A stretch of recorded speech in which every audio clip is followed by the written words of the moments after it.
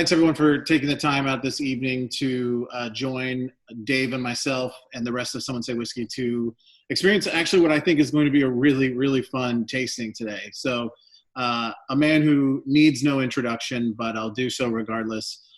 Dave Alaris from William Grant & Son, the parent company of Glenfiddich. As you may have heard earlier, heard about the great experience of our Balvenie tasting and reached out, wanted to see how we could partner up and try some really cool expressions from Glenfiddich. So we really quickly put this together. Appreciate all you guys. Really couldn't have done it without the club and the support. You know, there's no way I go out and buy $1,000 bottle unless I know it's going to go to other people, because that's not on my shoulders. So, you know, I appreciate all of you guys and appreciate everything you do for the club. Thought this was an awesome opportunity to try some really good stuff. So, Dave, do you want to tell us a little bit about your upbringing in it was Florida, right? Actually, yeah, it was very close. Just a little bit further east. You get to a little mossy rock called the United Kingdom. I was born just outside Glasgow in a place called Rutherglen. Grew up just south of there, and then moved to Holland for a couple of years, back to the UK, lived in England for a couple of years, and then came to the States in 2005 to Dallas because my parents had actually moved over a few years prior. And then I just loved it, and I've been here in the US ever since. I'm now a US citizen. I don't know how they let me in, let me stay, but I'm here. Can't kick me out. So I'm happy to be here talking about something that's very, close to our hearts as Scottish people, Scotch whiskey.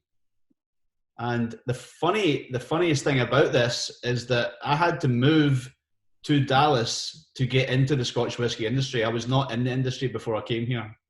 So thank you, Texas, for having me. Awesome. Yeah, that's it's kind of an interesting way to look at it, especially I can imagine that it's a predominant industry for Scotland is the whiskey industry. But honestly, unless you grew up near a distillery, you wouldn't really know.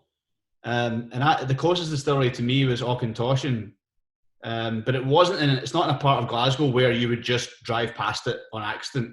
Mm-hmm. So we didn't grow up with whiskey chat in our blood, It really wasn't. And honestly, I don't think my dad really properly started getting into Scotch until I got into the industry. Interesting. And he it made buying presents for him a lot easier though. You just find a nice little independent bottle from somewhere, or a little, I mean, I've flooded him with Glenfiddich, obviously, but try to be diverse. I'm sure he's just trying to do something else. He probably just drinks water at this point for how much Glenfiddich you've made him drink. He's a bit of a weirdo now because that's the wrong word, but he'll just go and buy 3 and 4 bottles at a time when he finds a deal on Amazon. That's right, because in Texas we can't order whiskey through Amazon, so no, we don't get that joy. All right, so for everyone, we're gonna take an interesting path through our whiskeys today. So we're actually going to start with the 12. We'll go to the Winter Storm, then the Grand Cru, then Project 20, which is Project XX, the 26, and the 30. So if you want to line them up in that order, that's kind of the order we're going to go in. Oh, you can't see. It has to go. The first one we're going to start with, so the packaging for the Glenfiddich 12, as you can see on his background, it's a beautiful tube. When I was researching the background, I found it interesting, actually. I've been bragging to Dave about how good the packaging is, and I was researching just before this, and Glenfiddich was actually a big innovator of the tin, of the triangular bottle. So they've always been really innovative in the packaging world. So as we pour our 12 and get ready for the first one, do you want to tell us a little bit about the history of Glenfiddich? Yeah, and on that note, I believe Glenfiddich was the first company to package like that, like you said. They call it the tround. I think bottles were always just sold as is, and then packaging became quite a big thing. And then if you look at single malt, probably a few of us would remember drinking single malt in the 60s, if anyone was alive back then. But that was really the beginning of single malt Scotch whiskey outside of Scotland. It hadn't really been exported and marketed until 1963. And that was when really single malt Scotch whiskey started to take off. I mean, it took time. It didn't take off immediately. I think it took until about the 70s until it really started to get across the world and across the US. And now the US is the biggest market for single malt Scotch whisky. So thanks to all of you. I can see like some people don't have their video, and that's totally fine. But I know that also know that some people have sent questions in earlier. It would be amazing if everyone had one question throughout the evening, because it's all very well me sitting here talking to you, but I think it's much more valuable and interesting. Sometimes you get the same questions come up, but sometimes someone will come up with something kind of unusual. It doesn't have to be like the most amazingly clever question. It could just be something that genuinely is on your mind. So please feel free to shoot your questions through to Alex. And let's pour. You don't have to drink in a fancy crystal cut Glencairn, but it helps. I think it actually adds value to the Scotch for sure. Yeah. So Glenfiddich was started by a family, right? Yeah. The company I work for, the name is William Grant and Sons, and William Grant is the name of the gentleman who kicked off the distillery, built it himself with his family. He had 7 sons, 2 daughters, and a lovely wife, a very tired wife probably. And he worked at a distillery down the street. Throw your hand up if you know Mortlach. You've heard of Mortlach, right? Quite a few people. It's another distillery in Dufton, known to have quite a heavy spirit. They were quite big into sherry casks as well, and they recently got relaunched. But William Grant worked for Mortlach, began as a bookkeeper, and then after 20 years worked his way up to distillery manager and was able to produce spirit. And so had saved up a few pennies. I think the number of pounds that he had was 106 or something like that. And that was enough to start building his own distillery. And he built it down the street from Mortlach, right in the middle of Dufton, which is in the heart of Speyside, which is in the north of Scotland. And we're gonna talk about regions in a minute, because Alex and I talked about this earlier. It's been a hot topic for quite a long time, but we're in Speyside. It's the most concentrated area of single malt distilleries in Scotland. But when William Grant built the distillery, I don't know if he imagined where it would go to today. 130 odd years later, now the best-selling single malt Scotch in the world, and still owned by his family. So 5th generation now going into, and it's been passed on through the generations.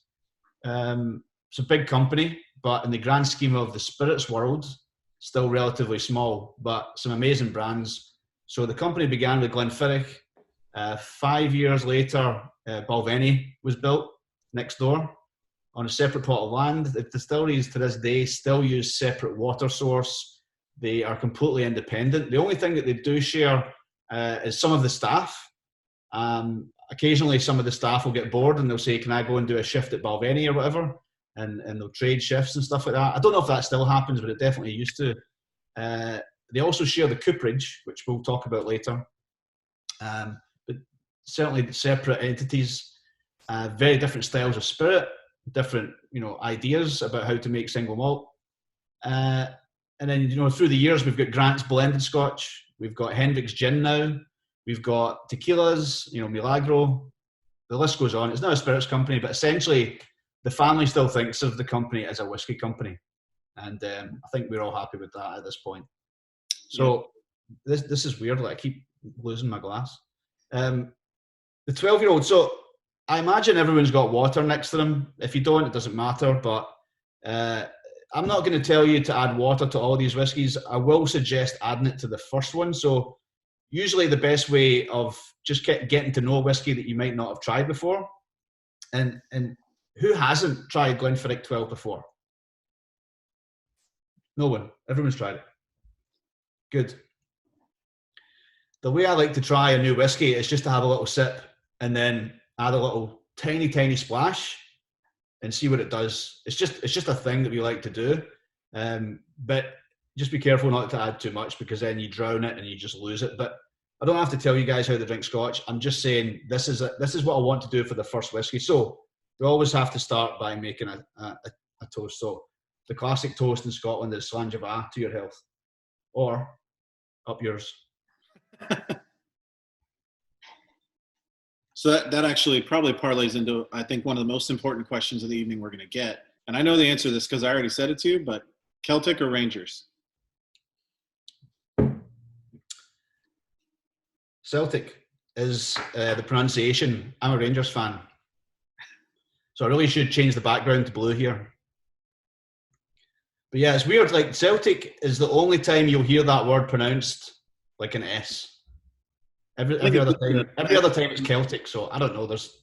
I don't know how they figured that out. I think it's just to fuck with Americans, just like the rest of your Gaelic language. Well, it messes with us as well, man. So you're not alone. I've added water, tiny splash. First of all, it's Glenfiddich. It's quite fruity.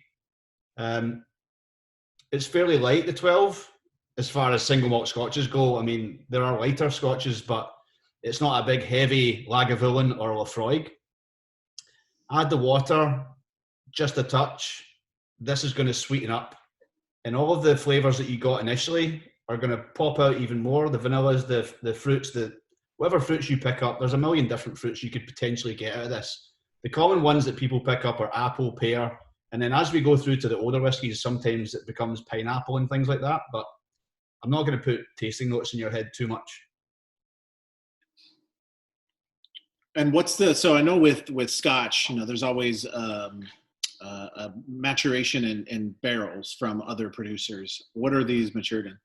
Yeah, so there's two main things that I think are important when you're getting to know a new distillery or a distillery that you don't really know a lot about. First question is it peated? Or, if it is peated, is it heavy peated? Is it medium? Like, that's just a basic fundamental question that needs to be answered with Scotch whisky.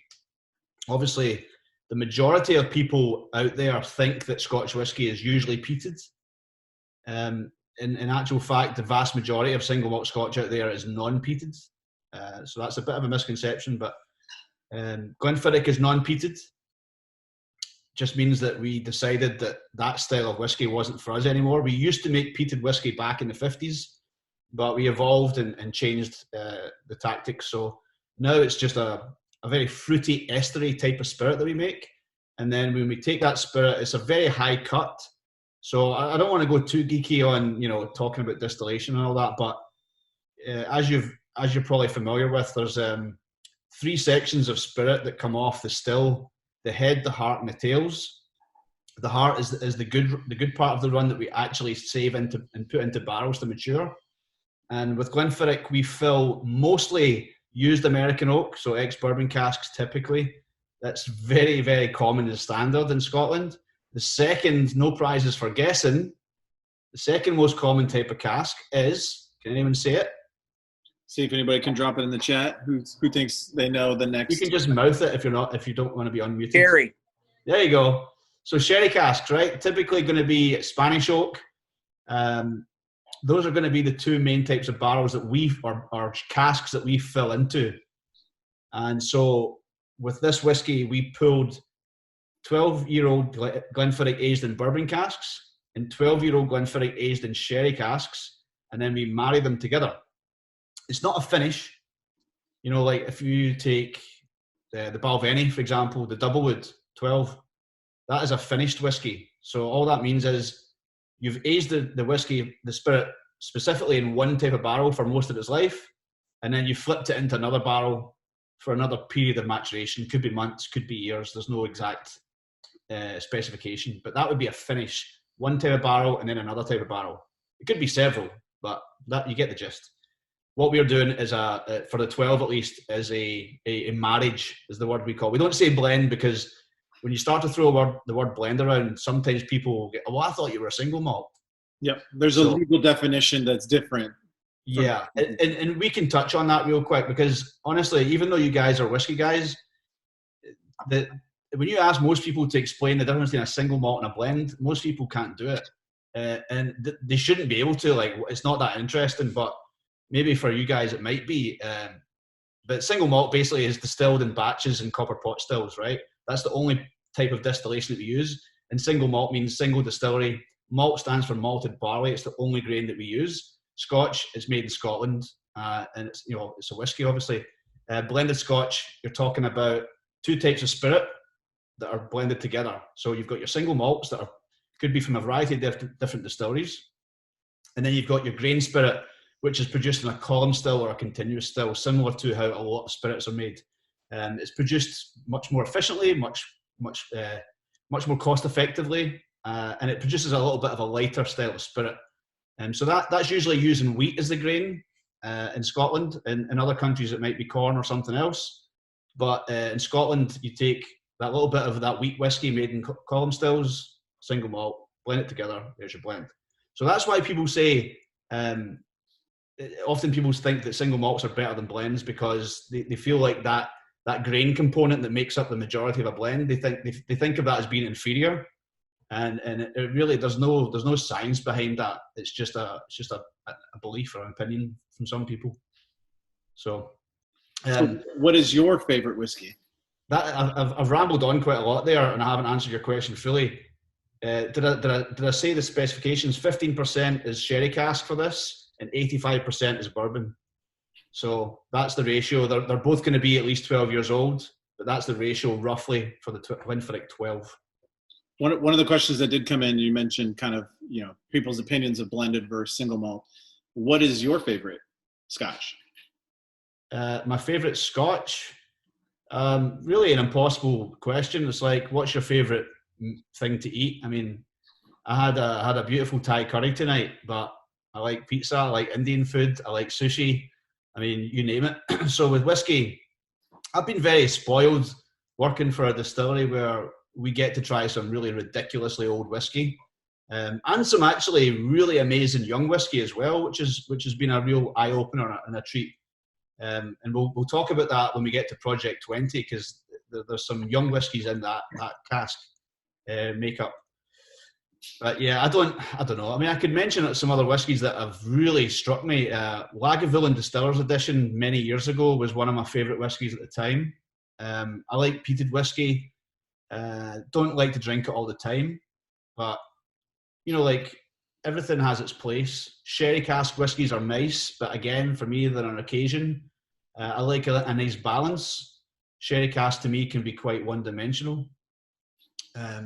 And I find that something I've learned over the years is that when you take every distillery, let's talk about single malt scotches, every distillery has their one type of spirit that they're trying to produce. And they just try to keep that spirit coming consistently. And then they use the different cask recipes in different ages of maturation to create the different products, right? Excuse me. I've just lost my train of thought. You were going through the different the different. Say that again. The different maturation processes. Yeah, well, oh yeah, I know what it was. I'm on some medication here, so please allow me some benefit of the doubt here. You're good.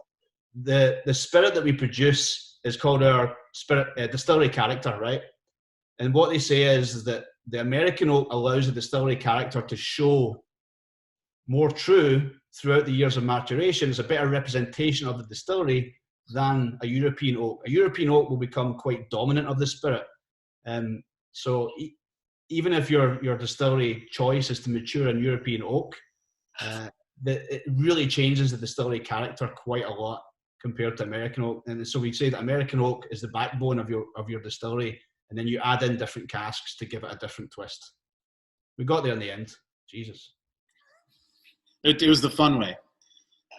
So as we transition to our second one, we're going to be looking at the Winter Storm. So I wanted to introduce you guys to the packaging again. As I said, I think that the packaging that they've come up with is hands down some of the best.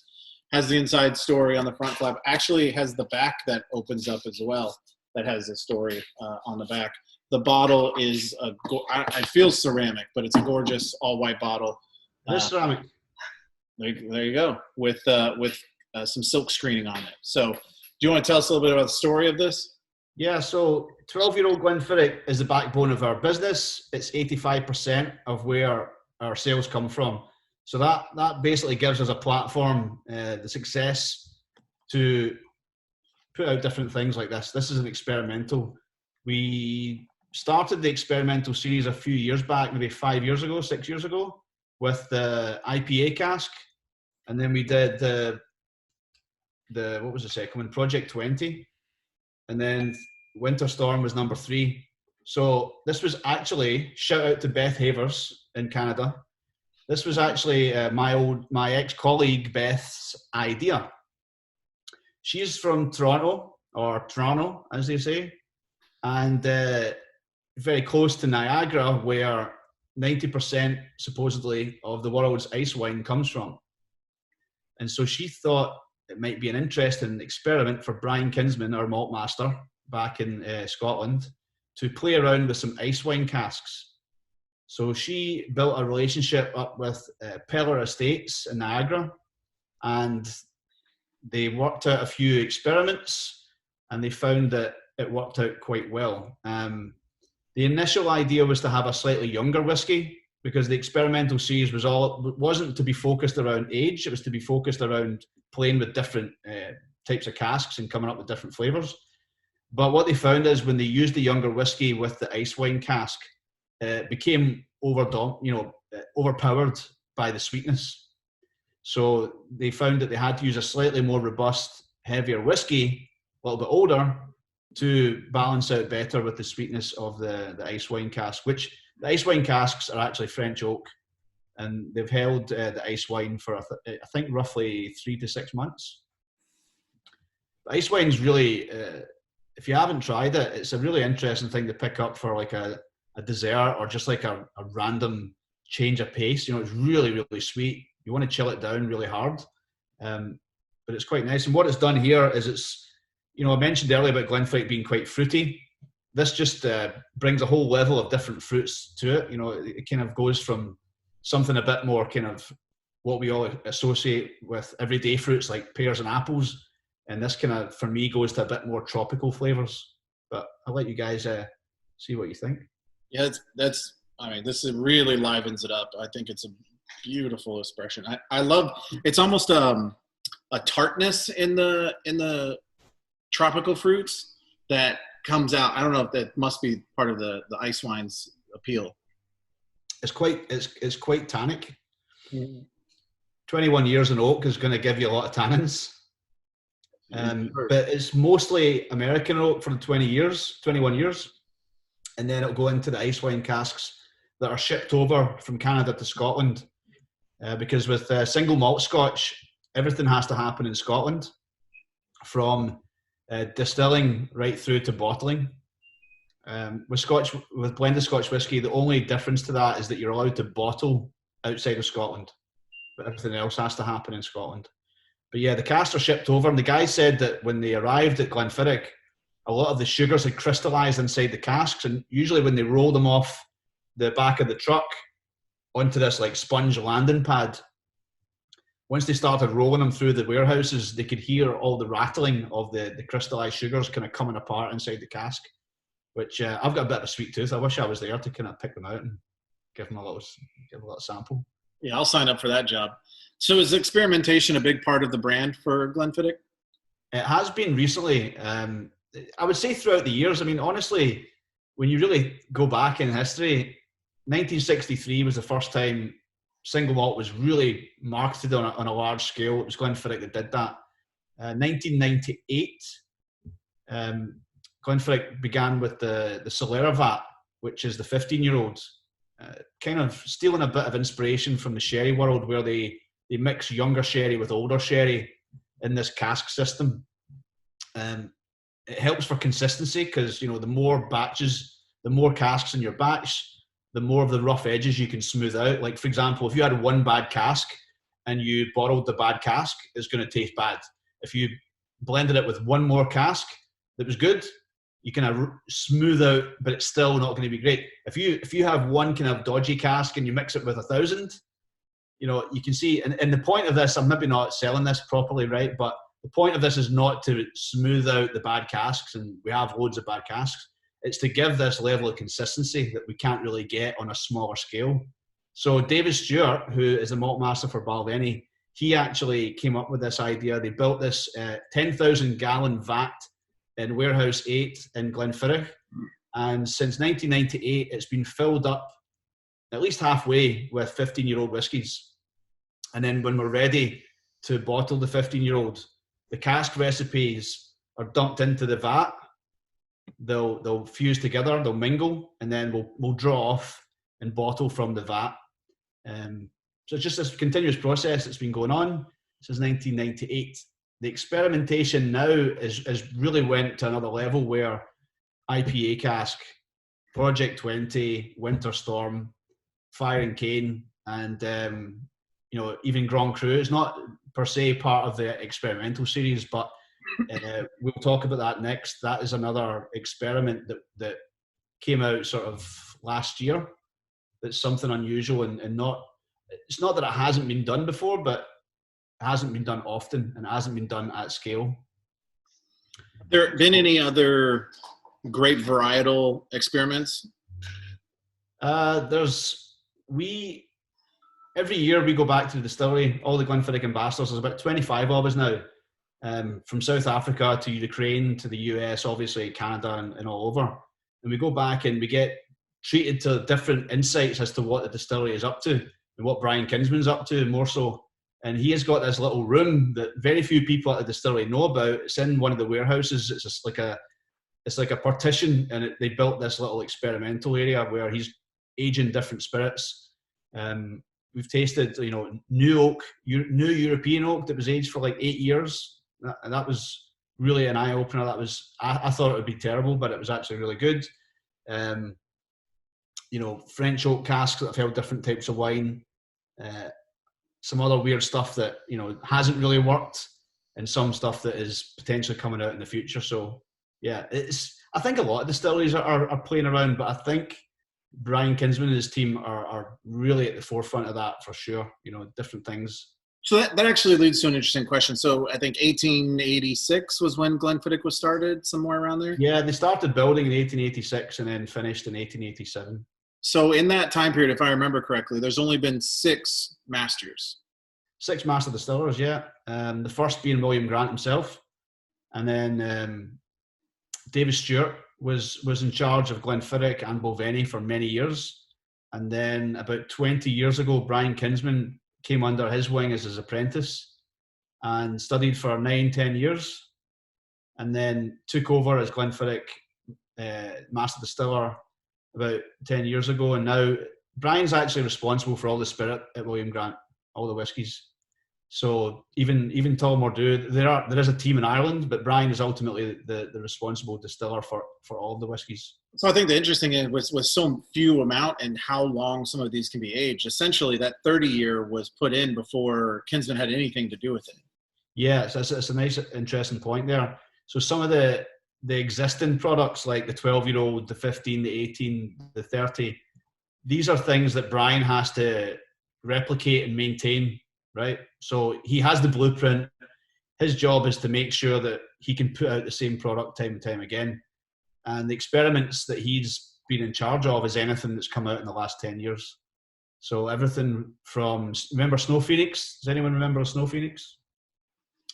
Glenfiddich Snow Phoenix was a release in 2010 when they had, it sounds like a BS marketing story, and I guess a cynic might say that, but they had a lot of snow in Scotland, which, we get a bit of snow up there in the Highlands, but not to this level. They had several feet of snow like over a couple of nights, and some of the warehouse roofs collapsed, and then some genius walked in there and said, "This is a great idea, we should make a whiskey out of this disaster." And then, you've probably seen over the years, this one had really a lot of appeal. A lot of people were interested in it. It happened to be a very good release that they made of it. And then, over the years, you've seen all these different disasters that people have had that they've named whiskies after. So it was a little bit of a trendsetter. I don't know. Maybe there was one before it. I don't know. But Snow Phoenix was a big part of Brian Kinsman's entry into experimentation with the brand, with the company. I know some of the new technology has been out there with like sonic aging and other means to accelerate the aging process. Is Glenfiddich planning to do any sort of those experiments to accelerate aging? No, I mean, Hudson Whiskey is part of the William Grant family now in New York, and they were doing a lot of that with different subwoofers in the warehouse, which I find awesome. But no, experimentation is awesome, right? But at the end of the day, the tried and tested way is to let it rest in an oak cask for a very long time. And it seems to work for distillers all around the world. So if anyone comes up with a way to beat that, then I'm sure we'll all know about it. but it hasn't happened yet. Yeah, I can't imagine. It's one thing you can't buy is time, it feels like, even with all the experimentation. All right. As we move to our third expression of the Grand Cru, yet another incredible box. I mean, I'm probably going to sound like a broken record and a fanboy, but I just love their packaging. So the Grand Cru has a rotating box, kind of a presentation, and then a slide lock to be able to pull out the bottle. Also looks like a silk screen bottle as well. So while we're transitioning to this, do you know, you mentioned that Glenfiddich's the number one selling single malt. Do you know what country is responsible for a majority of Glenfiddich sales? Yeah, the one we're in. The United States of America? Listen, the nation of Texas, which one? The US just has to be number one at everything. You know that. We try really hard. You do. You succeed usually. So US is the number one seller of Glenfiddich? It's the biggest market for Glenfiddich. It's the biggest market for single malt Scotch in general. Glenfiddich sells most globally. In the US, the biggest brand is Glenlivet by quite a long way. And then I believe Macallan is thereabouts. And then probably Glenmorangie. And I think Balvenie is like 5th or 6th maybe. Do you know what's the second country for Glenfiddich? Is it somewhere an Asian country, China?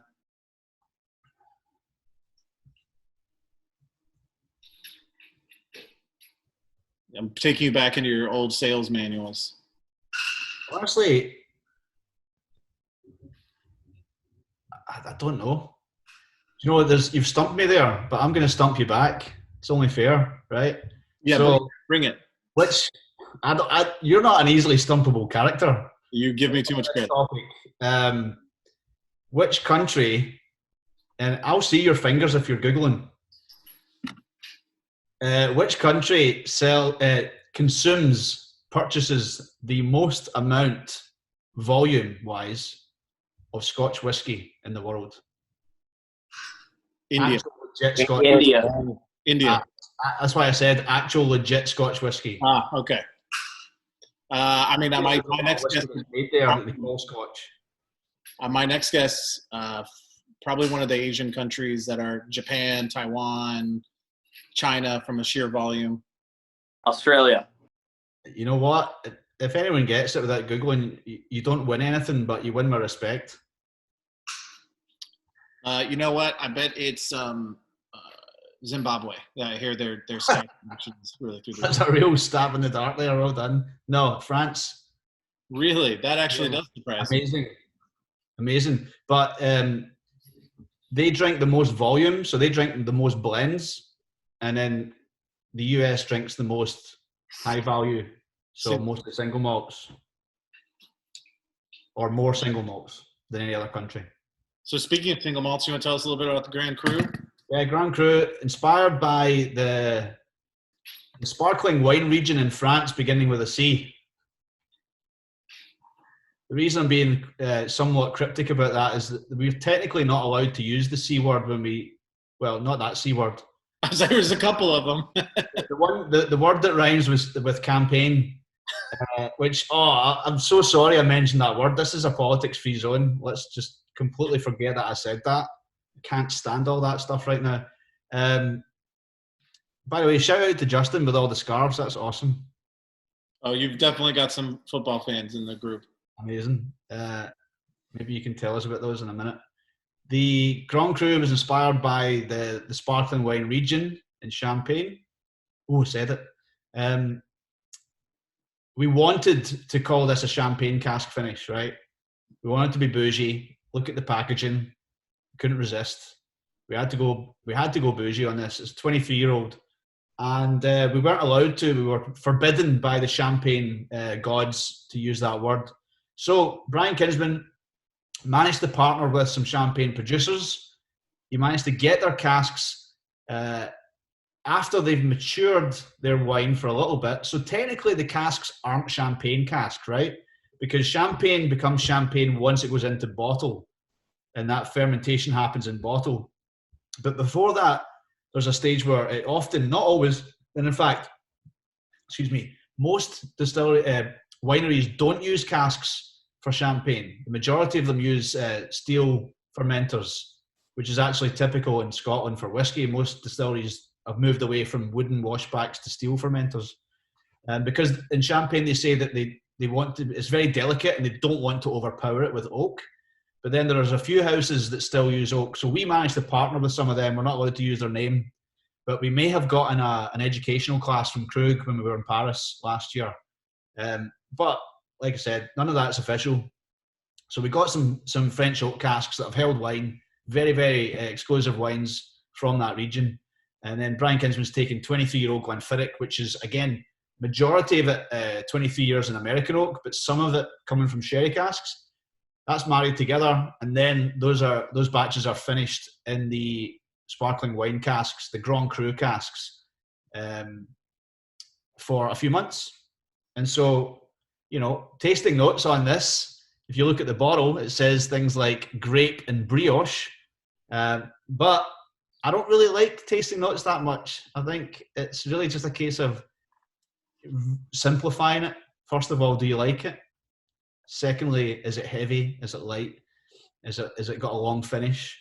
Is it complex? Does it fade away very quickly? This one, gorgeous color. This one has a lot to it. Yeah, just starting off, it's got a gorgeous color. It's got a rich, deep color. Has it got coloring added to it? I'm actually not sure on this one. I wish they would just outlaw that so we don't have to talk about it. It's so annoying. Anyway, I brought it up, so it's my fault. So, Ange?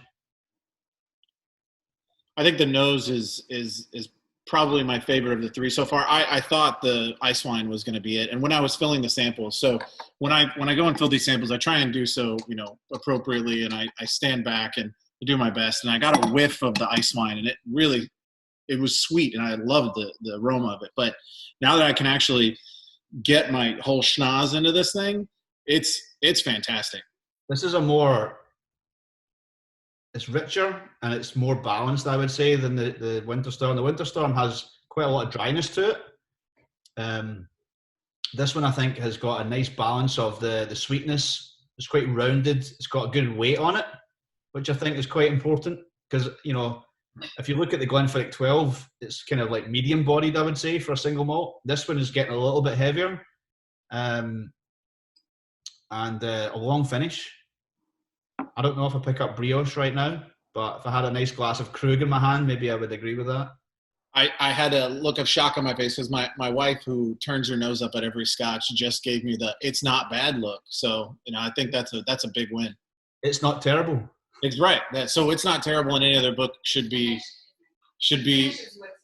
awards from around the world on this. I'm going to send that feedback to the distillery and tell them they've done a fantastic job there.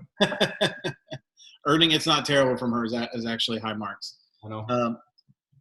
But it does have a little bit. When you look at the legs, it's very similar legs on the other two, but there is a bit more viscosity to it, a bit more of a thicker mouthfeel.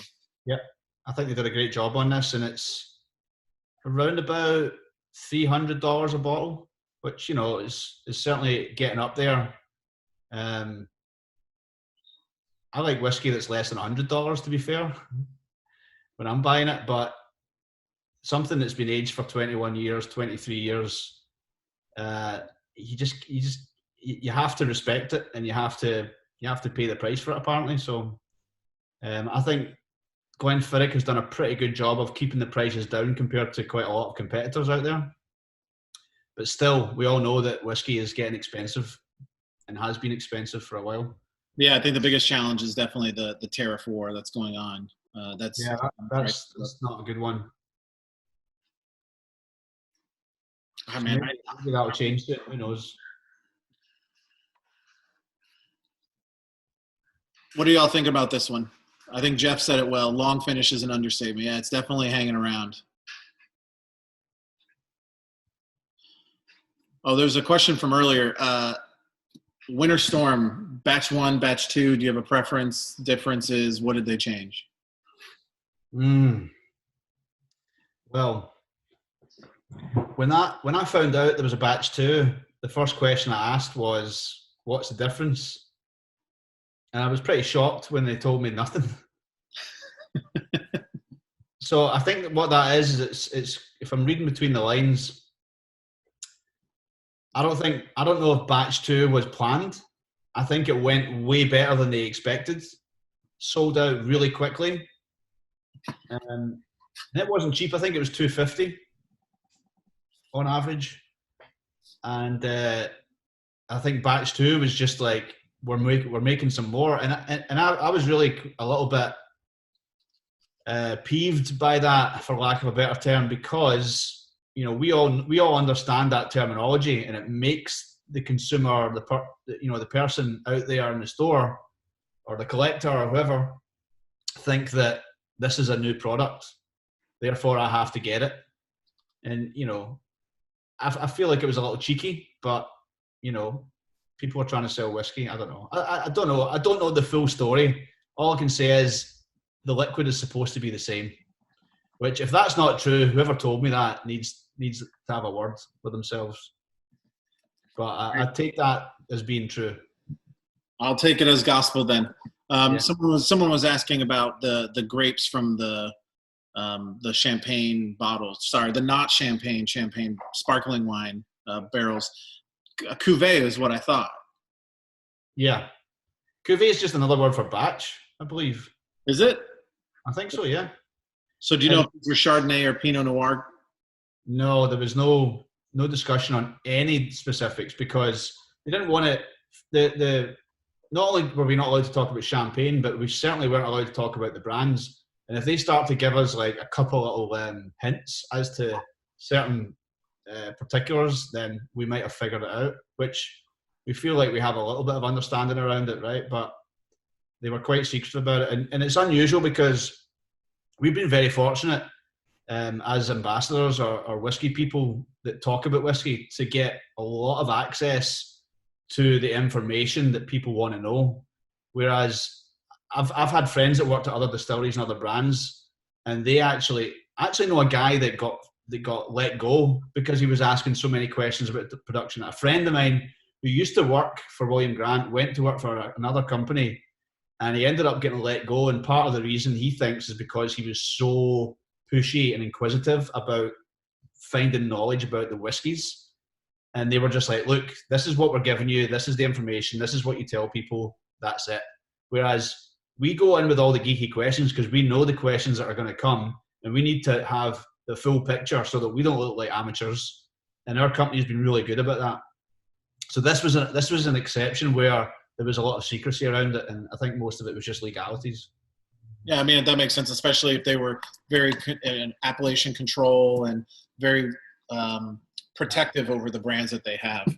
Actually, when we did a press release, there was, I think right before we did a press release, there may have been an interview or something, and someone from the champagne world, part of we have the Scotch Whisky Association, it was some champagne equivalent, and they actually put in a complaint of the fact that we had mentioned the word champagne around this whiskey. And I'm just thinking, some people need a hobby. Well, some people need a hobby that's not champagne, apparently. I mean, I can't really hate.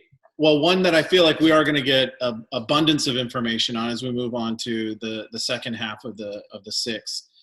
I'm super excited because I know you had a deep involvement in the Project 20. So do you want to tell us a little bit about this? So I told Dave when we first started talking, before I knew about all these other amazing packaging, this was one. Actually, I think even Rodney, I said something to Ronnie Everett, who's on here, that this packaging just really stuck out to me on the shelf as just completely matte black with this accent of gold. I loved it. I think it was super muted, but really appreciated that. Yeah. Do you want to tell us a little bit about this? One of my favourite bottles we've ever made. I love the bottle itself, just black. Some really kind of modern details. The kind of copper colour is nice. It's mixing sort of classic whiskey palettes or references with something a little bit unusual. And I think that combination is good, moving forward, but representing the tradition as well. So this whiskey, Project 20, most people call it Project XX. The reason we didn't put 20 is because, people love to assume that numbers on a bottle means the age. The age of this whiskey is not 20 years old. It's a marriage of whiskies between 6 years old and 19. So this was probably one of the highlights, definitely one of the highlights of my time at Glenfiddich, because we get really passionate about talking about whiskey, but we've never actually been involved with the production of something. So this was something that the 20 ambassadors at the time, where we were at the distillery for our annual meeting in June. When was it? Maybe 5-6 years ago. And we were basically told that we were going to make this special blend or vatting of Glenfiddichs based on our cask picks, but we didn't know at the time that it was going to be a product that was going to be released. We thought it was going to be, one of these like special ambassador bottles that we could just take to tastings and pull out and, wow people with our story. So what happened was we got our high vises on. We get led out to warehouse number 2, which is actually right on the kind of the borderline between Glenfiddich and Balvenie. We're led into the Glenfiddich part. I think the warehouse is split between Glenfiddich and Balvenie. And we're basically given a piece of chalk and we're told to mark our initials on 6 different casks, but you could only mark a cask that was unmarked, right? And so we can tell that most of the casks are bourbon casks because their barrels are that particular 200-litre size. And then you can tell a sherry butt because it's like 2.5 times as big. And then you can tell, if you're very lucky and you find a port pipe, it's even bigger than the sherry butt. So those were the 3 things that we were looking at.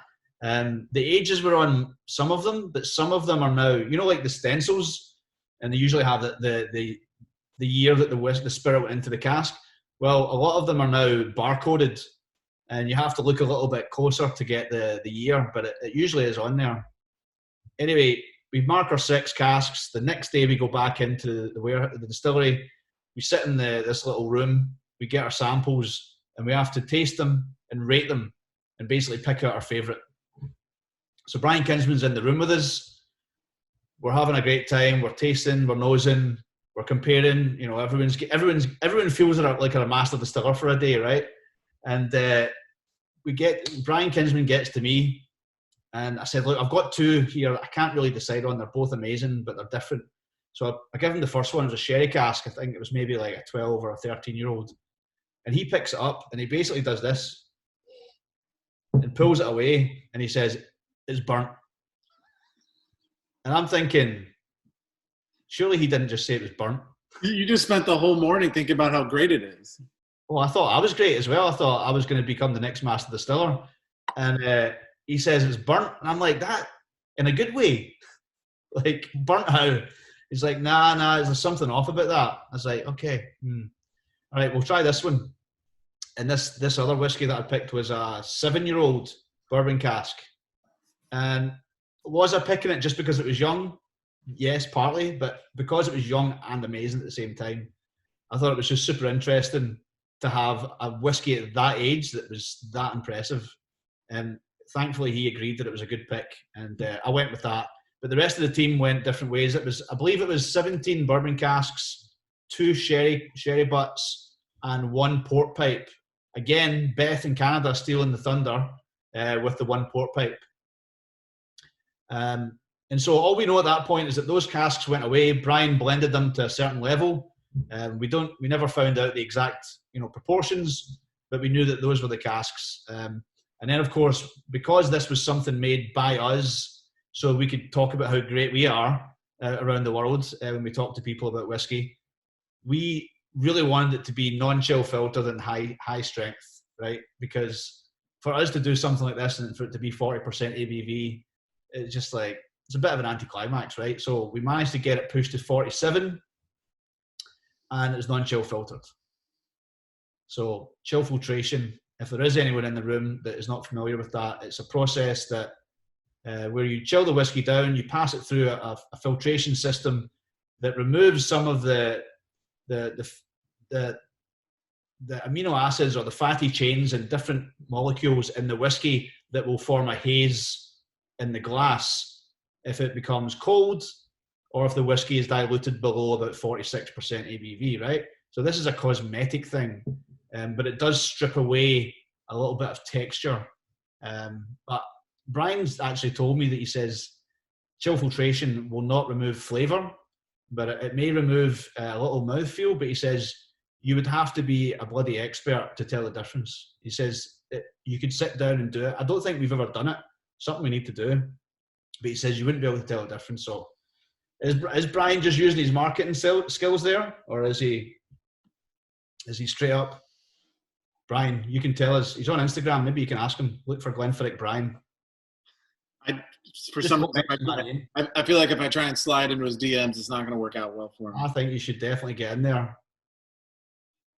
This is a great product. Like I feel like this is very approachable because there are a lot of bourbon drinkers in our group, and I think a big complaint I hear from them is that they just don't like the profile of malted barley. They feel like there's not enough of that punch. We talked about that when we were drinking, that kind of like high proof punch that individuals kind of strive for. But there's a depth and complexity to this that leads me into heavier of a bourbon profile than I would get from a typical Scotch, and it covers up the malted barley profile. I think we're going to say the same thing in different ways. I find this one difficult to. I feel like almost every time I taste it, I get something a little different coming out.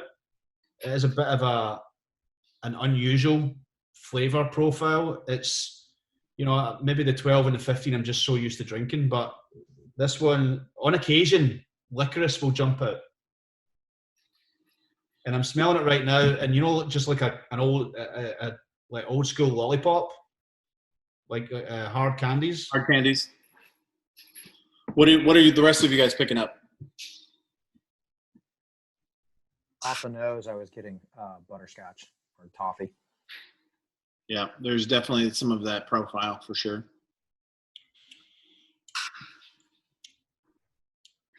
Man, yeah, licorice. It's a very unusual one. On the tasting notes on the bottle, it actually says candy floss, which will be a weird one for Americans to understand. Candy floss is cotton candy in the UK. It's not anything to do with this. I feel like it would not work. Dance, what is it? Like I can't do it. You didn't pick that up when you were on sabbatical? You didn't learn how to floss? Different type of flossing, Alex. Yeah, very unusual whiskey. I like this one with a cube of ice. Not just because of the strength. I just think it mellows it out. Brings out something a little bit sweeter. The bourbon versus Scotch thing is interesting though, because it makes absolute sense. If you're used to that big woody punch from a high strength bourbon, going to a single malt might actually feel like it might get a little bit lost, especially if it's not high strength, which is insane, because I always think of single malt Scotch as being the most complex spirit there is, and I do believe that, but complexity is a different conversation from intensity. Mm-hmm. I think bourbon definitely carries that intensity, and especially sometimes maybe even you're drinking rye, right? I mean, that's even more. Yeah. I think I heard Cullen say it really well one time, and what he basically said is you have to kind of sometimes focus a little bit more on the Scotch. You have to pay attention to pick up the nuances of the complexity versus just getting smacked in the face with the intensity of the flavor. Yep, I agree, and I think anytime I've been in a bourbon tasting or something like that, I don't find that people get as geeky with the tasting notes. Mm-hmm. Which I like. I don't really like getting geeky on the tasting notes. I mean, y'all have probably been in a hell of a lot of tastings that would probably go against what I'm saying, but I find that with single malt Scotch, people tend to try and be too fancy with the tasting notes. But the whiskey tends to evolve on your palate a little bit more with single malts. You mean like saying candy floss? Exactly, yeah. Listen, I'm just saying what was on the label. And that's like, if I had to say to you what the difference between a single malt and a blended Scotch was without going into a whole distillation chat, I would say that a single malt has this longer, finish, and the tail on a blend is much shorter. So there's tons of times where I've picked up a blend and I'm like, wow, this is amazing. And you're sipping it and you're like, wow, this is awesome. And then it's like 2, 3, 4, gone. Nothing left. Whereas with a really nice single malt, you'll find that and the ones we're about to get into here, super long finish. So good segue, I suppose. Yeah, absolutely. All right, we're moving into. I almost don't want to leave this one. I really enjoyed it. Glad you like it. Thank you for suffering through a couple days of becoming a master distiller. I know, right? Probably a good move if you can to flush the glass with some water. Yeah. Get rid of that licorice. We're moving into the college graduate years of aged Glenfiddich. So the Glenfiddich 2026 also, I'll just continue to sound like a broken record. Incredible packaging as well. There's a booklet in here. I read it. There's lots of words. It says things that are very important. And then the bottle, just a nice classic clean bottle. I just like how they married these two together. It's padded. If you don't want to house your whiskey in it, you can use it as a self-defense weapon. I appreciate the dual use of this. No, it's almost like we planned this. I was just going to say something, and you used the words self-defense. This whiskey, I've just come up with this in my head right now. My analogies are usually awful, so this is probably not going to be any different. This whiskey is very, very light, and obviously, well, you can kind of see that, right? I mean, it's so light. I mean, you obviously have it in your hands, so yeah, you can make your own mind up. But it's not what you expect from something that's been aged for 26 years, right? You might expect it to be, especially if you're talking about you guys are used to drinking bourbon, maybe more so, and you get a lot of color just in a few years in the bourbon world. But this one is using American oak only, no sherry cask whatsoever. So a mixture of different American oaks that have been used several different times. So that allows you, when you use a cask that's been used more than once, it allows you to go for a longer maturation versus, the bourbon world where you're using a new cask.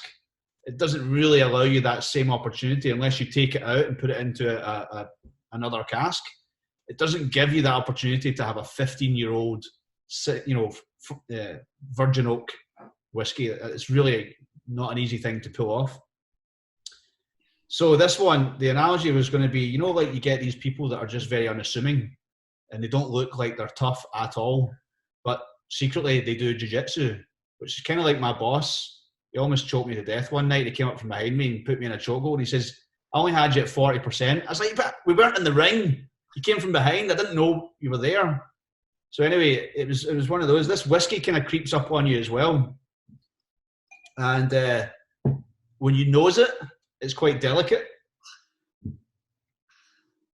Yeah, I'm. This might sound weird, and I don't know. Everybody always has their own profiles, but I got as soon as I opened the bottle, pour it. It was like a rush of really crisp apple. Yep, and there was these little candies. I don't even think they're here in the US, but there's probably something similar called. They were fruit salads. These little chews. The master distiller will probably hate me for saying that, but very fruity. And maybe things like a little whiff of not vanilla and just the pure vanilla essence, but maybe like a custard or something like that, something else that's vanilla based. Anyway, 26 years old, American oak only, $500 roughly for a bottle. And because we've had a pandemic, we still have quite a lot of these bottles in existence. So feel free to drop me a line and I'll put you in touch with whoever. You know what these 26 go for retail in the US? It should be about 500.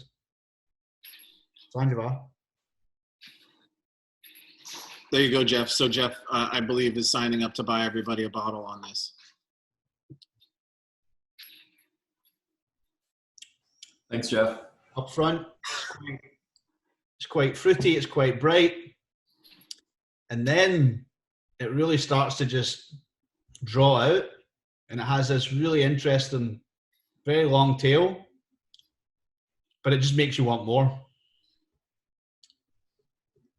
And it's not that big woody monster that you might expect. Yeah, I would say there's not a lot of whiskeys I would say are almost mouth-watering, but I get almost that draw in for that next taste. If it was a song, it would be Doja Cat, Juicy. Nice. You have Again, horrible comparison there, but I don't know if this really strikes a chord with a big cask strength bourbon group. But this when I put this in front of people that like single malts, they drool over this. They absolutely can't get enough of it because it's very unusual. What are y'all's thoughts? Hints of earn brew. Did I get that right? Probably not, seeing as you're chuckling. I would drink it way too fast if I had it. You would do what? I would drink it way too fast if I had. I'd burn through it like some Redbreast 27. That's what I was going to ask you, Milano. How does this come stacked to Redbreast 27 for you? I mean, they're different. There's more like blood orange and citrus on the Redbreast, and obviously it's not Scotch. But I mean, I don't know. It sucks that it's $500 because it's $500, but I'll probably end up buying one of these and drinking the crap out of it. I think you're on the right path there. It's a technical term, drinking the crap out of it. It's I appreciate that. It is very Moorish. Who was it that made a comment before? About the earn brew? Yeah. I got to scroll up and see. That was Brian. Also getting tastes like a jammy Dodger. Ooh. This is a man who knows his Scottish delicacies. I appreciate Ronnie bringing us back to earth with vanilla and apple. Jammy Dodgers, yeah. Enlighten us on that term. The Jammy Dodgers? So Yeah. Iron Brew is Scotland's national soft drink. It's not made with real iron, and it is orange in colour, but doesn't taste like orange. And I believe Scotland's one of the few countries in the world where Coca-Cola is not the number one soft drink. It's Iron Brew. So, well done, Scotland. Well done, Bars Iron Brew. Jammy Dodgers are a really old school cookie or biscuit with jam in the middle. So, yeah, I appreciate that. You're right on the same mental level as Candy Floss. Maybe they need to be writing a description in the backs of some of these bottles. Yeah. So this is Brian, it does not taste like haggis. I disagree with you. Or black pudding. no, the 30-year-old tastes more like haggis. Save the best for last. So this was, you said it's not married, so it was 26 years in the American oak, period. Yeah. We've done 3 whiskies in the past 10 years that were American oak only. This was the first one. And then we did a 19-year-old, which is actually discontinued, but I've still seen some of it around. It's in the big blue box. Excuse me. The difference with that, the 19-year-old is specifically first fill bourbon casks, always. So this 26 is first fill and second fill casks, so a mixture. Some more intense casks, the first fill, and some less so. And then the other one is the 14-year-old that we have, which is 14 years in bourbon casks and the last 4 months in virgin oak, virgin American oak. So that's only available in the US and Canada, that one. So that's a good one if you're ever looking for a gift for someone if you're traveling somewhere. Interesting. I have the blue box one, and it is. I didn't realize it was first fill. And I appreciate you diving into this one being first and second fill. It's interesting. It's a nuanced difference to it for sure. They're so different. 7 years, yeah, but slightly different cask recipe based on how much the casks are used. Same type of wood, but the longer a spirit has been in there, or how many times a spirit has been in there before, is going to extract more and more from the wood and leave less and less. So if you look at whiskies back in the days, back in the 60s and 70s, before we really had a lot of information and knowledge on cask maturation, distilleries would just use whatever cask they could get their hands on. And the reason I know that so well is because in 1963, remember I mentioned when Glenfiddich started to market single malt outside of Scotland. So it was mostly blends at that point. We tried to replicate the 1963 whiskey a few years ago, and we did a special edition called Glenfiddich Original. Came in a black box and an old school label, green bottle. And when I tasted it, I was shocked, and I actually thought at first, like, this is not good. Like, what's going on here? Because I'm just thinking big, woody, like I'm expecting more. And then when I start to get used to it, it's like it's really nice and light, lighter than any Glenfiddich I've ever tried. And we finally got information from Brian. He said, well, we looked at the cask recipe, the rough estimate of casks that we used back then. And most of the casks were used 2 or 3 times at least. So they were actually mostly European sherry casks, which you would never know. This whiskey had zero colour to it, zero effect from the sherry that you would associate, nowadays with a sherry cask. But it let us know that the casks that were being used back in the day were being used to death. And so what that meant is there was less wood impact and there was more of a distillery character that remained when you went to bottle it. And it turns out that whiskey was actually quite delicious, but it was very, very light. So it might not be a great fit for bourbon lovers. Do you know when Glenfiddich started using American bourbon casks? I don't have an exact date, but I'm thinking it's 50s into the 60s. More so, we were using French oak, Spanish oak. That was what was coming into the UK as a result of sherry being shipped over and wine being shipped over. And then I believe it was in the 80s that sherry was no longer permitted to be shipped in cask. It had to be bottled in Spain. And so that kind of put a massive dent in the sherry cask supply chain for whiskey makers. And then the Glenfiddichs, the Macallans, the Balvennies, the Glenlivets of the world, the Glenmorangies, they then had to go and strike up contracts with sherry producers and cooperages to secure cask deliveries to Scotland, specifically for whiskey maturing, because they weren't coming as a byproduct of the industry anymore. But yeah, American oak has been predominant for quite a while. Glenfiddich actually has 2 cooperages, don't you? No, I mean, what do you mean? One at the distillery and one at where the grains are. I was reading about it, but clearly, I don't know about that, to be honest. We have a cooperage on site which is shared between Balvenie and Glenfiddich, and obviously, since most of the casks are coming from the US pre-built, coming from Spain pre-built, they used to be flat packed, IKEA style, but they're shipped full, or what's the word? Can't remember. But what happens is the casks come in, they're inspected, and the guys will then say if they're ready to go or not. And what they really do is they rebuild casks and rejuvenate casks on site. So that's really the cooper's main focus, is if we get casks, like I said, that have been used a few times and they start to not show that they're still given the colour and depth that we expect from them, the guys in the cooperage will be able to rejuvenate them by shaving a really thin layer, just a couple millimetres off the inside of the cask, retoasting it, recharring it on site, and then being able to fill that cask up again and get another lifespan out of it. But there's only so much you can get from a cask. Eventually, it's just done. But that's kind of a cool thing that they can do on site.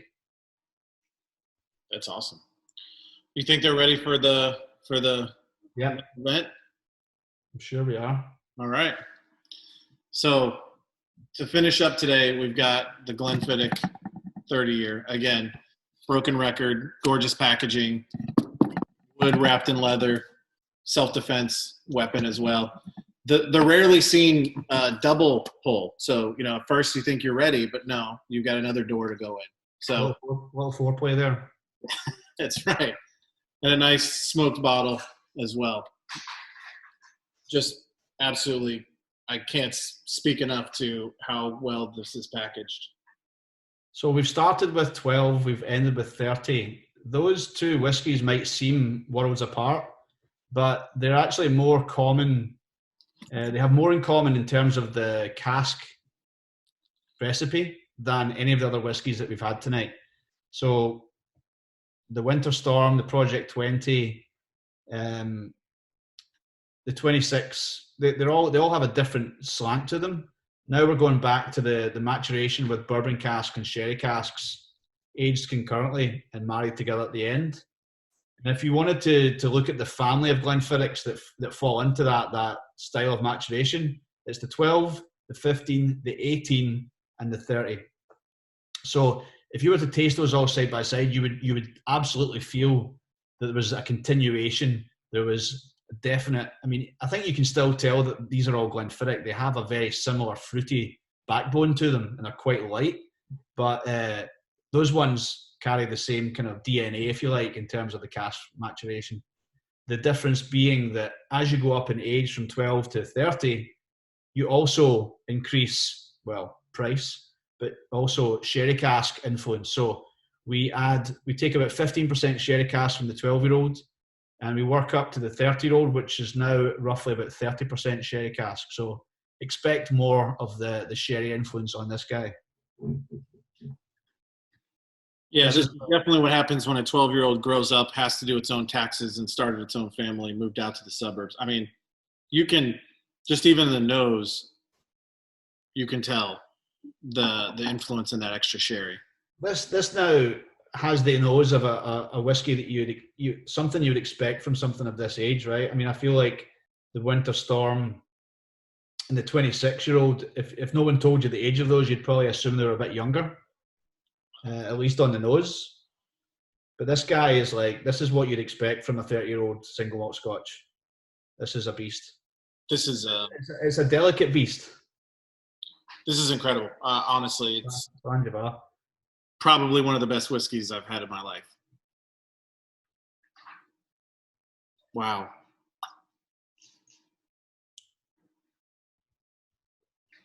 I think so. Everything you're getting from everybody. I'll give you a little rundown of the feed. So I think Eric is actually completely correct. He said this is either much smoother or I'm much drunker. I think both are accurate.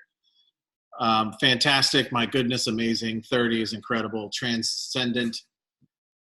Incredible. I think you move away. Like it's interesting. You go through tastings. You go from the very snooty, like, oh, I taste Gala apples, but only a spring harvested Gala apples, to now you get into something this good and it doesn't matter. It's just incredible product that you just want to enjoy without trying to uncover the undertones.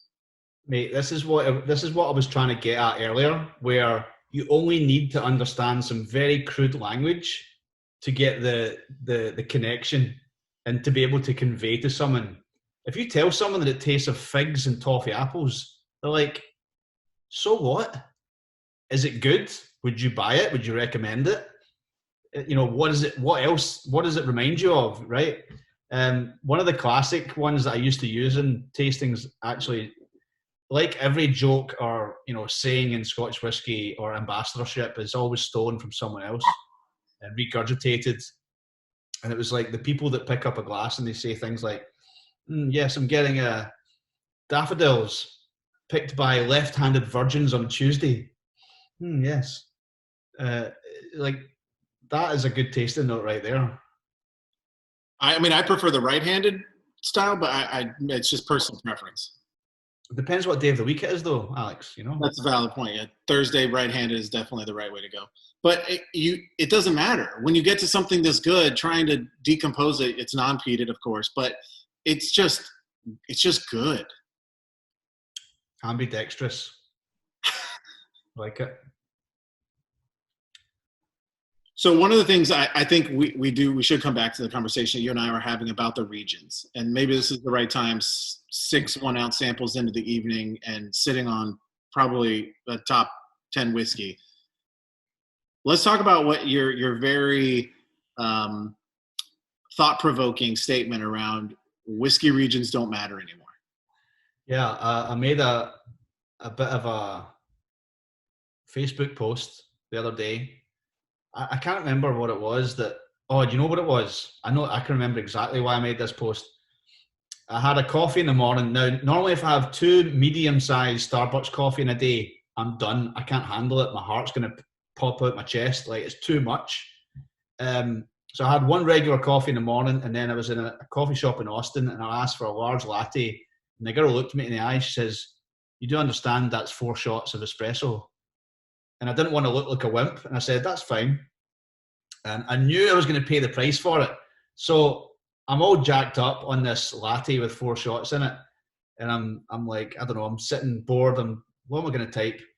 And it was a comment that a colleague had made to me. I made this Scotch whiskey, 4-minute Scotch whiskey breakdown video for her, which was one of the hardest things I've ever had to do in the whiskey world, because trying to talk about blends, this, that, the other regions, blah, blah, blah, in 4 minutes is nigh on impossible.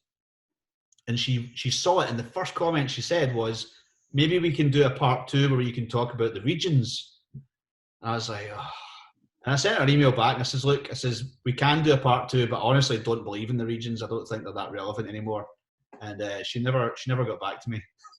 So anyway, did your email get bounced back with no addressee? The post was, "Scotch whisky regions in 2020 are irrelevant," and then the little eyeballs that look sideways. And that got quite a few nice responses from people in the industry. Like, normally people in the industry don't comment on my stuff because I don't put a lot of stuff like that out there. It's just usually nonsense and memes and music stuff. It was quite cool. You all know Marius down at Trinity Hall? Yeah, so he chimed in, and Marius is great. He's one of the best people to introduce someone to whiskey. He's really good at that. I mean, he can go deep as well. Like, don't get me wrong, but he's brilliant at introducing it to people. And he chimed in with a really great comment saying, "I feel like would you like to take away that great opportunity to engage with someone that's new to whiskey, because it's a great way of giving something to people so that they feel knowledgeable straight off the bat, or they feel like they know something." And I thought that was a good point. But the point I was trying to make is that we all drink whiskies from different distilleries, and even whiskies from the same distillery that taste completely different. So how are we going to talk about this whiskey region thing and say that Lowlands is this? First of all, who drinks Lowlands whiskies? Can you name one? I mean, there's only a couple. There's a couple more now, new whiskies, but new distilleries. But in general, Auchentoshan, Glenfiddich, Islay, yes, we can agree that's a region that's distinct. But there's exceptions to, Bruichladdich don't. That brand is not smoky. They do make smoky whiskies under different labels. The Islands, mixed bag. The Highlands, a mixed bag. Speyside, a mixed bag. Although you could just say that typically Speyside is not peated.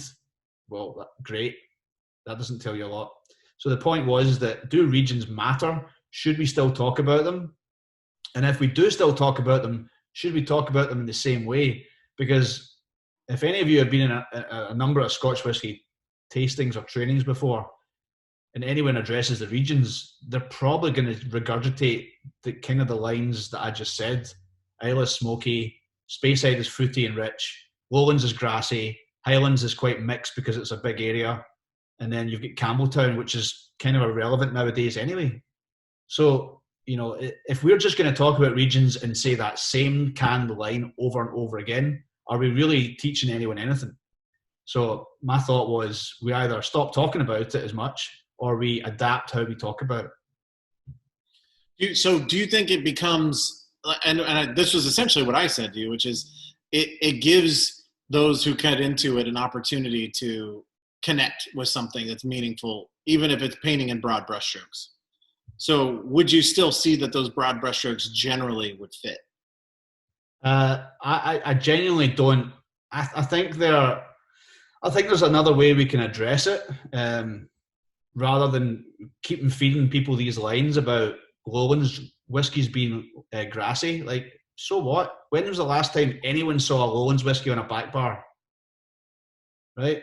When was the last time anyone saw a Campbelltown? Yeah, Springbank. Why don't we just talk about Springbank? Why do we have to still refer to it? Now, the one valid point that someone made, the other valid point that someone made was that if you want to talk about the history of Scotch whisky, there are some valid points you could bring up about the regions. To be honest, the regions came from a tax distinction between the Highlands and the Lowlands. And then a company that had distilleries in all parts of the country put out a thing called the classic malts, which was a really great marketing tactic to really highlight the fact that they had whiskies from different parts of the country. So I feel like it was mostly a marketing ploy in the first place that was never really backed up with any real substance. Historically speaking, and I think, we talked about the agreement about, it meant something before, not necessarily 2020, but 2019, 2018 is probably still the same. But how did it start? Did Scottish whiskey start off being peated and then move out of that, or did it move into it? No, it would have been peated by the nature of using the materials that you had locally. Mm-hmm. Most distilleries would have done all the processes of whiskey making on site, whereas we know now that most distilleries don't grow or malt their own barley on site. It's bought in from a commercial maltster. Even Balvenie, who do grow and malt some of their barley on site, it's a very small proportion. So unless you're talking about like one of the brand new tiny little craft distillers, all of the brands that we know and love, most of them are buying their malt in. So if we were doing all these processes locally with local ingredients and local materials, yes, we were using peat as a fuel source to dry our barley because that's what we had. And that's what people used to in their fires and in their home in the wintertime. That was the fuel source for most people. So it wasn't a thought. It wasn't like, hey, let's make our whiskey smoky. It was kind of like the same way that cask maturation for whiskey was an accident as well. It wasn't that somebody had this idea like, we should pull the lactones from an oak cask because it's really delicious for our whiskey. No, someone put the liquid in this cask to transport it. It ended up tasting good, and slowly but surely people realised that the oak maturation or the time spent in oak was actually beneficial to this firewater. Although there's a lot of different stories about that, but the one about casks going down from Kentucky to Louisiana in the Mississippi is one of my favourites, where the people from Mississippi and Louisiana, New Orleans, were basically sending messages back to Kentucky saying, we love that red whiskey that you sent us, can you send us more of that? And the people in Kentucky thought, these idiots in New Orleans, what are they talking about, red whiskey? We never sent any red whiskey. And it became a happy accident that the few months it spent travelling down the river to get to Louisiana, they realised that it had actually changed in colour and flavour. And so, that's one of the stories about cask maturation discovery. But yeah, I think peat was definitely a thing that most distilleries used. And then as we got rail access and the ability to use coal, smokeless coal called anthracite was then preferred by a lot of producers rather than using peat. It was actually more efficient because peat burns at a much lower temperature. It's very smoky, as you know. So it's not as efficient to dry the barley. Coal burns much hotter and it's a much more efficient fuel source. So I think it all came from that rather than because of flavour. That makes perfect sense. And nobody hundreds of years ago went into it to try and get a flavor profile. They were just trying to survive. Probably get drunk because they got tired of living in 200 years ago. Yeah, I mean, I'll just finish on this point. The Balvenie, I mean, you probably heard this if any of you were on the chat with Neil. The Balvenie are responsible for the first ever released whiskey that was finished in a secondary cask. I mean, not to say that the other distilleries weren't messing with that as well, but the Balvenie Classic in 1983 was the first whiskey that is on record as being finished in a secondary cask, in a sherry cask. So 1983, that's, if you think about 10 years prior to that, they were just people were just filling, like I said earlier, they were filling spirit into casks that whatever they had. So we've come a long way. In not a long period of time. No. So I want to open up for any other questions that you have. Yeah, Jeff, if you want to come off mute and ask your question. Hey, Dave. My first venture into the brand was the Special Reserve. Do you ever have that? That was the one in the black can. It was about 20 years ago. Yeah, there's a whole. They discontinued it. Yeah, it was basically the evolution of the 12-year-old. Yeah, that's what they said, but it's not the same. No, because the cask recipe has changed. I think the current 12-year-old flavor profile goes back to sometime in the 90s, I believe. And I think before that, you had a few different variations of that. Because I've tasted various versions of what you're talking about. And yeah, it's very, very similar to the original Glenfiddich that I told you about, that we kind of replicated how it was in 1963, basically using casks that had been used quite a few times. So quite light, quite fruity, not a lot of heavy oak, not particularly complex, but really quite nice. Yeah, it was a good starting point for someone trying to get into it. And then got into it, and then you lot cancelled it. So if you want to speak to Brian and tell him to like maybe run a nostalgic run, that would be and the can was a good looking can as well. Like it was just a good bottle all round. Yeah, it was. I mean, those are so classic looking. I mean, look at it now; it's just so clean and modern, and you know, with this new V and everything, it's a lot. So it's evolved a lot. But I've actually got in my storage unit in Austin some of that 1963, which is probably quite similar to the flavour that you're talking about. So we can arrange to get together and have a cigar and share some 1963 Glenfiddich at some point. Have it, son. Have it. We're in. You know, I've got a gorgeous patio and a bar that can. You're local, Jeffrey, yeah?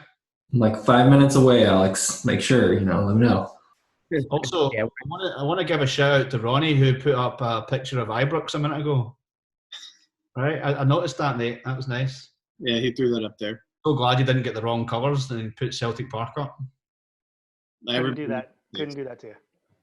Cheers. One of the things you kind of we touched on it earlier, and you moved pretty quickly off of it, which was around coloring and the addition of coloring outside of as an additive. Oh, sorry, someone's at the door. Do you want to talk anything about what you can say about Glenfiddich and the approach with additives? Yeah, I mean, the coloring is something that's in most of our whiskies. Project 20 doesn't have any color in it. I don't think the 26 does. Most of our whiskies do, and it's really so that all the batches look the same. I mean, there are some cheap blends out there that you'll see that were like, they look, you almost look at them and you're like, I know where this is going to go, like, because this is a young whiskey that looks old. But the point of most distilleries using colour is for uniformity. But like I said, I wish they would just do away with it and eliminate this conversation, because it does have a negative feel to it, especially with people that are used to drinking whiskies that haven't got colour added to them. It's not even just whiskey. I mean, I was literally having a conversation around the other day with tequilas and how the tequila denomination allows for up to, I think, 1 to 4% worth of additives, and color and sugars and other things can be added, and it's automatically looked at as negative. I tend to take a little bit more of the distiller side on it, as they did it for a purpose or for a reason of what they're trying to provide you with. If that's not what you're interested in, then you can go to another product that doesn't have it. I don't necessarily look at it as a good or a bad thing. I just look at it as part of the entire packaging. Yeah, it really doesn't bother me at all. Going back to the thing about not being fussy about tasting notes, it's really about the end result. Mm-hmm. And I know that, we go around in whiskey circles with people that want to know the geeky stuff. We want to know the geeky stuff. We need to know it. But just because we need to know it and we do know it or we seek it out doesn't mean we want to talk about it. Sure. You know, it's like, yeah, we need to know the information. We need to know why things are done, but we don't necessarily find it that interesting to talk about certain things. But it's definitely a question that comes up a lot. And like I said, if we just banned it, then we wouldn't have to talk about it. But you know, it's a very small amount of E150 that's added, and the stuff's pretty potent, and you would have to add a lot of it to actually taste it. So in order to change the color, the amount the droplets you need in a large quantity is pretty small. Is there an American whiskey or bourbon that you're particularly drawn to right now? Right now, well, I'll say that the first American whiskey that grabbed my attention was Angel's Envy. This was a long time ago. I think it was quite new when I started with Glenfiddich about 8-9 years ago. Does that sound about right? Or was it already around then? Yeah, they just hit 10 years. Okay, yeah. And so I enjoyed that. And then I would say the distillery that stuck out for me of all the stuff that I had tried was Balcones. We went down when Chip was still the master distiller, and we got a tour, and we had an amazing tasting. Everything was like 59, 60, 62%. And it was like 10, 11 in the morning. And we were just like sinking these whiskies and like it was, you know, New Year's Eve. And it was amazing. Like we hardly added water to any of them. They were just so good. I'm not surprised by that statement because we did a Balcones dinner just a couple nights ago, and one of the things they said is they've always gone in with the intent to have homage to Scotch in Scotland. So not surprising that that's a parallel. I know. And the Angel's Envy thing as well was a port finish. Right. And then I'll tell you that another one that really surprised me, I never really had a rye that I enjoyed until I was in a bar in San Antonio. Last Word, I think it's No More. You know, it's downtown. You know, the one that's underground. I don't know if any of you guys know it. And someone introduced me to Stag, Thomas Stag. A particular rye, I can't remember the exact version, but that was the first time I actually enjoyed rye. Stag rye? Yeah. That's a good question. I'm not making that up. Oh, No. There's Thomas Handy, and then there's George T. Stagg. Oh no, I've just confused the two. It was Handy. Yeah. See, I think you just created an amazing whiskey. I really did. No wonder there was so many blank looks in the room. It was like, surely you guys have heard of this. Yeah. Thomas Handy, thank you. That was the first one. I was like, it was very, very rounded and soft and delicious. It's a really good rye, that's for sure. It does make an awkward conversation when you ask for how much a glass of a Handy cost, but that's a whole nother story. That was a fairly expensive Handy, I would say, $35 or so. I guess what part of town are you in? That's the main Times. All right. We had one other. You have to edit that part out. Like one of the other questions I thought was a pretty good one from Ronnie. You know, obviously, as a master distiller, the world is their playground. They can do whatever they want with the brand. They can create whatever they want. Have you talked to Brian and figured out, you know, how does he think about the experiments that he's going to run, or you know, where does he strike inspiration from? How does he go through that process? It's a good question. I think Brian's a very open guy, and he seems to be very kind of genuine with us. He's obviously got to tread the line of not giving away too information to us because we will ask him. His favourite is the 18-year-old, by the way, just incidentally. That's his go-to, which, you know, we couldn't do everything right. But I think they've just tried a lot of things now. One of the most recent developments in the Scotch whisky world was that they were allowed to use cider casks. That was forbidden up until a couple of years ago because it was deemed non-traditional. So apparently, you know, sparkling wine casks is okay. Port, sherry, a million different wines, stouts, IPAs, those are all traditional, but cider cask wasn't traditional enough. Surely cider's one of the oldest alcoholic beverages out there. So anyway, cider's allowed now, and I know Tullamore Dew is our Irish whiskey. They did a cider cask a few years ago. It was quite good. I don't know if it was available here. It was definitely one of those ones where you get in travel retail in the duty-free stores. I haven't seen many other cider casks, have you? There's a few, not too many. But what I would love to see, and if you can convince Brian to do so, happy to help him out, is a mead cask finish. I think that would introduce a lot of interesting notes to your base spirit. That's interesting. The other thing you have to consider is the marketability of it, right? Yep. So as soon as you say mead, that might be interesting to us. I don't know how much of an appeal that might have more broadly speaking. Right, of course. But I'm gonna mention that to him, and I'll see his reaction. Because usually, if he hasn't thought of something, he'll usually tell you straight up what he thinks, which is good. Well, I can imagine that if he puts your glass down from it smelling burnt, my mead idea probably isn't going to play well with him anyways. Well, if he thinks it's a terrible idea, I won't tell you that he said that. But if it's a great idea, feel free to go. Is William Grant planning on doing any more collaborations with Balvenie or anything else beyond Monkey Shoulder? The Monkey Shoulder thing is that whiskey is no longer Balvenie and Glenfiddich. I think once upon a time it was in the early days, but it was mostly Kinninvie. So Kinninvie is a smaller distillery at the back door of Balvenie, which shares the mash house with Balvenie. They actually use the same mash tuns as Balvenie, separate still house, but the same mash tuns, which is kind of weird. But that was the backbone of Monkey Shoulder. As far as Glenfiddich and Balvenie goes, there's a thing called teaspooning. Have you heard of that?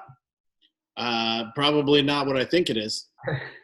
Teaspooning is head out of the gutter. Is when you take literally a teaspoon of one cask of single malt and basically put it into another cask before you sell it, because then you can't call it a single malt from that distillery, right? So if you took a cask of Glenfiddich and you sold it to someone, that is a cask of single malt from Glenfiddich, and they could potentially sell it as that, even if you have an agreement. But if you take a teaspoon and put Balvenie in it, or another distillery, then it's a blended malt, so it's no longer a single malt. Anyway, there's quite a few products in the market that we've got that are lower level that have combined Glenfiddich and Balvenie. One's called Warhead, and there's another one, the name escapes me just now. But in terms of like a collab that would be broadcast, that wouldn't, I'd be shocked if that ever happened. What about combining some of your brands, doing like a tequila finish? I think that's going on right now. I think we're messing with that. I can't remember exactly, but there's quite a few weird ones going on. Some of the New Oak ones are interesting because you just expect New Oak just to kind of overpower. Mm-hmm. What else? I always love, because I feel like this is the whiskey nerds world, where you start like playing the game of like, oh, what if I combine this tasting note with this barrel profile, and what could that do? And for 90% of the world, they wouldn't care. For 99% of the world, they would passingly have interest. But us 1%ers, we're like, I would chase that thing all day. Actually, that just reminded me. I must be one of the world's worst content hoarders. I have so many cool videos from different situations, and we went to Cognac. I videoed tons of that stuff, and then we went to Bordeaux. Brian Kinsman flew over, gave us a tasting of 9 different Glenfiddichs aged in wine casks. Right, so we recorded the whole thing. I'm going to post it one of these days. But what we learned in that tasting that I think most of us didn't know was that it's not the fact that the sherry is left behind in the cask and transfers flavour over to the next whiskey that goes in there. It's not that the port is residual and mixes with the whiskey. It's what that liquid did to the cask that affects the flavour of the subsequent maturation process. So when we talk about portwood whiskies and sherry cask whiskies, we tend to think of the liquid making the difference and having that effect. And Brian was like, look, if you poured a little bit of sherry or wine or port into a whiskey and tasted it blind, he says, you would probably never know. He says, it's far more important what that liquid has done to the cask, what it's extracted, what it's left behind, that makes the impact. That's what it's all about. It's the wood interaction. Is there going to be some residual in there? Yes. Is it going to make that much of a difference? He says no. It's absolutely about the change of the wood, which was, I felt a bit stupid at that point. I felt like, wow, we've been talking about whiskey all this time, and that's such a basic thing that we felt like we should have known, but no one had ever, no one in a blog had ever said that. I'd never seen that in any whiskey video before. I'd never heard anyone say that.